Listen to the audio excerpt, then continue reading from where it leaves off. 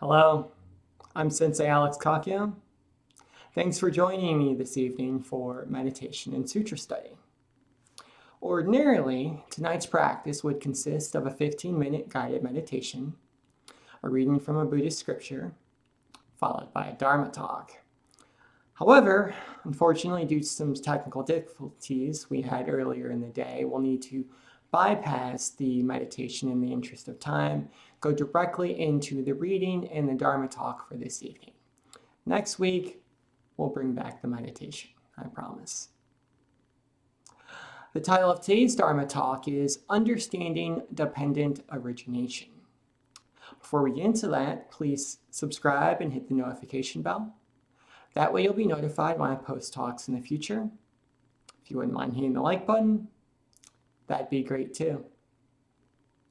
So tonight's reading comes from the Abhidharma Samukaya, also known as the Compendium of the Higher Teaching. It was written originally by Asanga, founder of Yogacara Buddhism, and this translation comes from Sarah Boyne Webb, who translated it from French from Walpola Rahula. The reading starts on page 56, and it states, "How should that which is conditionally originated be understood through its characteristics? It should be understood as arising through the effect of indifferent conditions, as arising through the effect of impermanent conditions, and through the effect of efficacious conditions. How should it be understood through analysis of its factors? There are 12 factors. Conditioned origination is composed of 12 factors. Ignorance, the formations, consciousness, name and form, the 6 spheres, contact, feeling, thirst, clinging, becoming, birth, aging, and death. How should it be understood through grouping its factors? There are projective factors, projected factors, productive factors, and produced factors. Which are the projective factors? Ignorance, the formations, and consciousness. Which are the projected factors? Name and form, the 6 spheres, contact, and feeling. Which are the productive factors? Thirst, clinging, and becoming. Which are the produced factors? Birth and aging and death."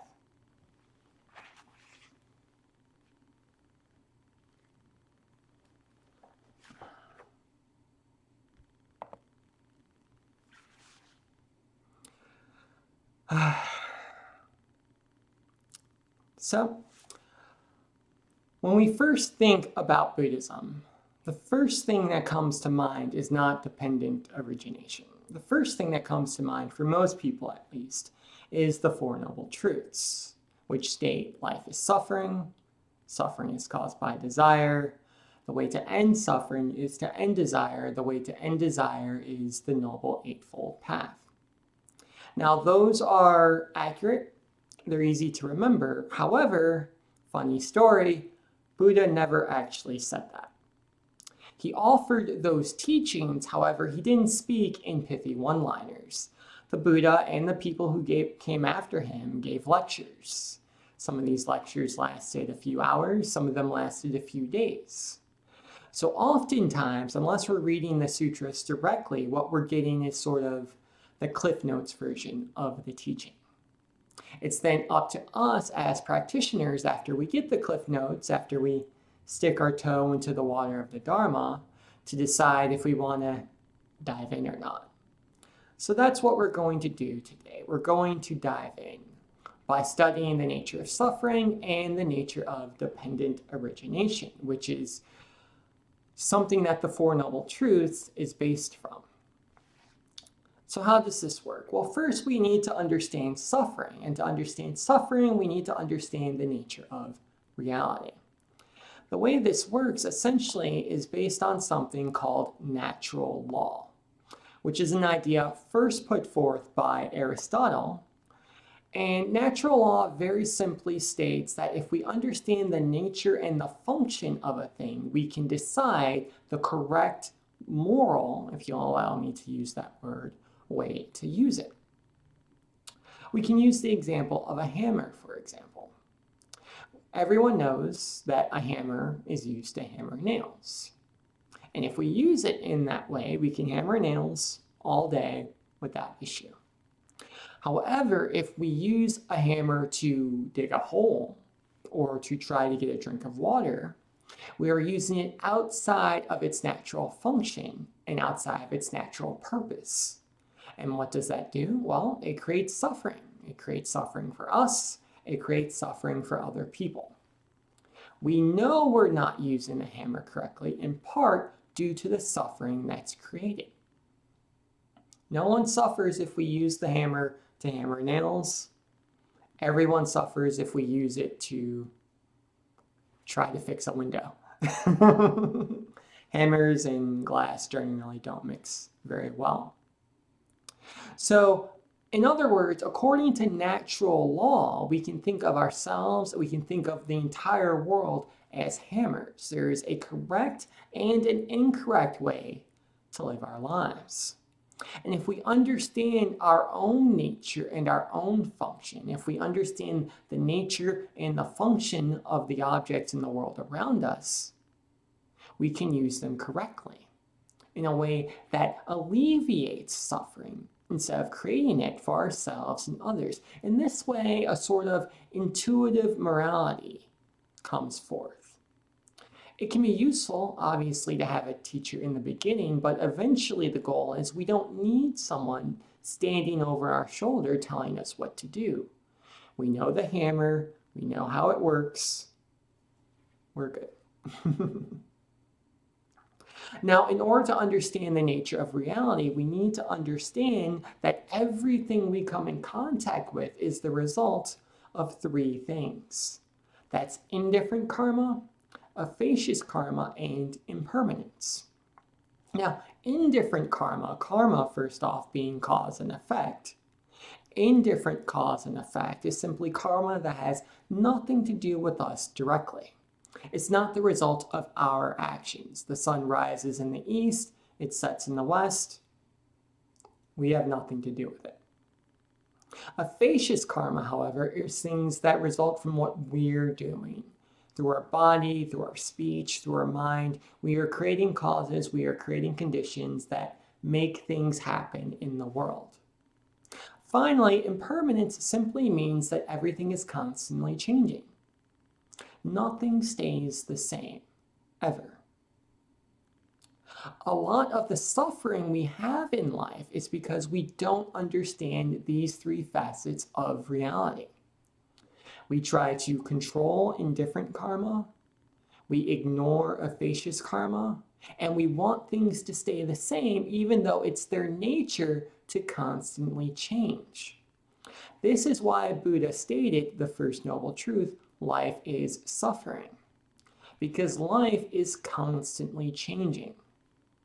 And those changes, whether they're from us or from other people, have consequences. Some of them are positive, some of them are negative. Usually it's a mix of the two. We can use the example of eating. If I get hungry, I have a desire to eat. Perfectly natural, perfectly normal thing. But what I decide to eat, that effacious karma decides what suffering is created and who suffers as a result. This is why in Mahayana Buddhism, we're encouraged to be either vegan or vegetarian so we can try to eliminate suffering as much as we can for cows, pigs, chickens, fish, etc. But even in that case, and I say this as someone who hasn't eaten meat in many years, there's still suffering attached to a plant-based diet because worms are killed when we plow the soil, insects are killed via the use of pesticides. So there's no perfect solution to our food choices. No matter what we do, we're going to create some level of suffering.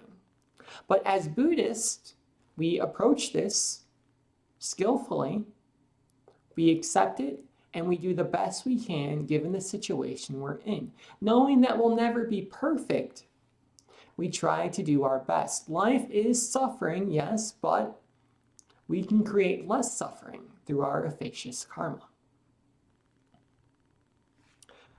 Now, when we talk about dependent origination, what we're talking about is the interplay of indifferent karma, effacious karma, and impermanence. Now, the 12-link chain of dependent origination, which was spoken of in the text, gives us a sort of play-by-play of everything that happens. And we should remember that's not a line, that's a cycle. It goes on and on forever. This is the cycle of suffering, or the cycle of samsara.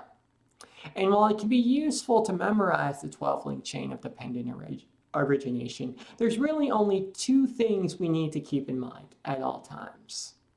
Those are desire and clinging, and that is the sense spheres and contact. Why? Because those two objects are effacious, meaning we have control over them. The rest is indifferent. We can't control forms. We can't control ignorance of the absolute, at least not initially. But desire and clinging, we can handle that. The sense spheres, we can handle that as well. So we're going to discuss those in more depth. We'll start with desire and clinging. Now you'll remember from the second and third noble truth, suffering is caused by desire. The way to end desire, or the way to end suffering, is to end desire. Now again, Buddha is not saying we're bad people because we have desires. He's reminding us that desires have consequences. And when we cling to those desires, that's when bad things happen. I desire $1 million. That's fine. You can desire $1 million all day. But if we cling to that desire so much that we rob a bank or we steal from a loved one, now suffering happens. If we desire $1 million, so we go to work and we work hard, well, now we might actually have some happiness for ourselves and for others because they benefit from our labors. So it's not the desire itself that's the problem, it's the way we act on that desire, whether or not we cling to it. That creates life as we know it. Next, we have the sense spheres and contact. Now, when we hear sense spheres in the writings of a Sangha, we can think of that simply as our six senses, our sense organs. So eyes, ears, nose, mouth, body, and mind. Our thoughts are also considered a sense in Buddhism. And a lot of our suffering comes because we are addicted to sense pleasures, meaning we're so caught up in our desires for wealth, for sex, for status, that we don't care about our karma. We don't care about the consequences of our actions. So we hurt ourselves and others as a result. So what do we do about this? Well, we can try and control our sense spheres by controlling the things we come in contact with. This is what the precepts are for. When we take vows to refrain from killing, from lying, from stealing, from the abuse of sexuality, from the abuse of intoxicants, what we're saying is we understand the nature of our senses, going back to natural law, and we're going to choose to use them correctly in a way that ends suffering for ourselves and others instead of causing it.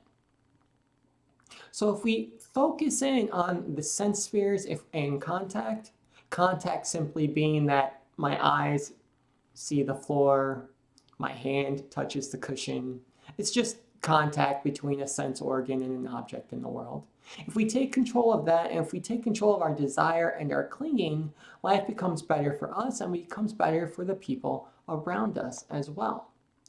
All of our Buddhist practices, every single one, comes back to either desire and clinging, or it comes back to sense spheres and contact. As an example, we can take meditation. So we sit on the cushion in meditation, we take the noble posture, and we don't move for X amount of minutes. Let's say it's 5. Desires start to pop up in our heads. We want to watch Netflix, we want to check our phones, we want to scratch our nose. Perfectly normal, perfectly natural. But in meditation, we don't act on our desires. We practice non-clinging. So we don't scratch our nose, we don't watch Netflix, we don't wiggle around on the cushion. And as a result, that clinging to our desires starts to break away. We still have our desires, we still want these things, but we realize we can live without them. And as we practice non-clinging in the safe environment of the meditation hall, when we go out into the real world and someone cuts us off in traffic and now we want to lay on the horn and turn on our high beams to blind them, we have that desire, but we don't have the clinging. The thought comes into our head and it disappears. The way to end suffering is to end desire. When we chant Namo Amida Butsu, I take refuge in Amida Buddha, we are using our body, speech, and mind in a very specific way. We are practicing right speech. We are practicing right action. And as we do that, we plant roots of virtue that benefit ourselves and other people. We are creating the habit of kindness, of generosity, of gratitude, which then goes out into the world around us. But in order for that to work, we have to understand the nature of reality. We have to understand indifferent karma, effacious karma, and impermanence, and we have to work with them correctly. And that's all dependent origination is. Our world is constantly changing. This is why and how it's changing. These are some things you can control: desire and clinging, sense spheres and contact, in order to help it change in a way that's beneficial for yourself and others. Understanding that we won't always get it right, that even if we do the best we can, there's still going to be some suffering involved. But we can lessen that suffering. And as we lessen suffering for ourselves and others, we step one step closer to enlightenment. Amitabha. So that was the talk for today. I hope it was helpful. Please, if you haven't already, subscribe and hit the notification bell. That way you'll be notified when I post talks in the future. If you wouldn't mind hitting the like button, that'd be great too. So this was meditation and sutra study. It was a little different today because of the technical difficulties, but normally it's a 15-minute guided meditation, a reading from a Buddhist scripture followed by a Dharma talk. On Sundays, we do something a little less involved. That's reading from some topic in the news or pop culture. And then I give a Dharma talk reflecting on it from a Buddhist perspective, tying Buddhist teachings with everyday life. So I hope to see you there. Until next time, Amitabha.